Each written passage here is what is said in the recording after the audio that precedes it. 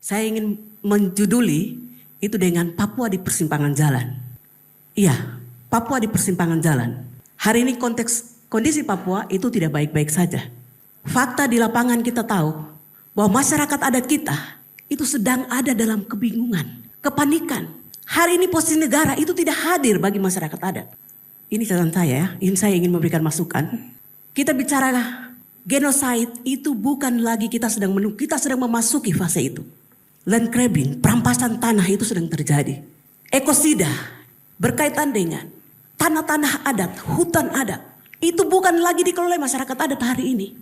Kalau kita bicara tentang masa depan Papua, maka kita bicara harus berbasis pada apa yang dipunyai oleh masyarakat adat saat ini.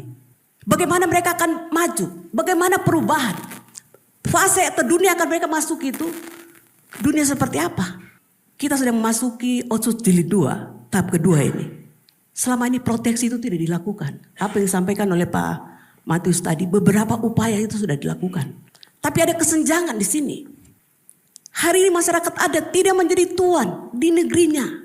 Mereka sedang bergeser, sedang tercabut dari akar budayanya. Tercabut dari hak-hak mereka. Banyak berita hari ini kita lihat banyak sekali mulai cerita tentang Merauke, Bovendigul, Jayapura. Wilayah-wilayah di mana ada investasi itu terjadi kemiskinan. Kemiskinan, genosida yang sedang terjadi di Papua sedang menuju ke masa itu.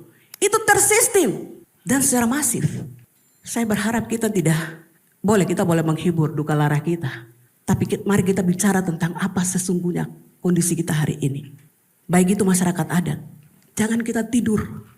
Para tetua adat, bangun kembali. Pemerintah daerah hari ini dengan kebijakan Otsus untuk anak asli Papua memimpin. Mari bicara, saya pikir agenda ini sangat menarik dan baik sekali buat kita. Dan tidak hanya kita bicara di level ini, saya pikir orang-orang penting dalam hal ini adalah para pemegang mandat keputusan di pemerintahan. Baik di provinsi maupun kabupaten. Harus mulai melihat situasi ini. Seperti apa yang disampaikan oleh Pak James, saya pikir itu ruang yang sebenarnya juga sedang disiapkan oleh pemerintah. Tapi kembali lagi, mari kita lihat kondisi existing kita. Fase perencanaan yang tadinya sebenarnya sudah digagas di inisiatif di Kabupaten Jayapura, mulai dari kampung ke atas. Itu ruang itu harus semakin terbuka untuk kita. Dengan pendanaan-pendanaan yang sekarang mulai turun. Saya pikir ada mandat Otsus yang diberikan, itu proteksi, perlindungan kepada masyarakat adat. Kemudian pemberdayaan, itu harus dilakukan, harus dikerjakan. Skemanya modelnya seperti apa? Supaya aset-aset yang dimiliki oleh masyarakat adat itu tidak beralih. Sementara masyarakat ada cuma menonton saja apa yang terjadi. Apa yang sedang terjadi dengan kami. Gitu. Mungkin itu yang menjadi catatan saya. Terima kasih sekali lagi. Bapak-bapak yang terhormat. Saya pikir Papua tidak hanya kita bicara tentang orang kulit hitam. Tapi juga semua saudara-saudara yang ada. Tapi kita harus menjadi tuan yang baik. Tuan yang baik itu adalah sistem kendali keputusan itu tidak beralih. Tapi harus ada pada kita. Dan kita yang harus mengatur semua.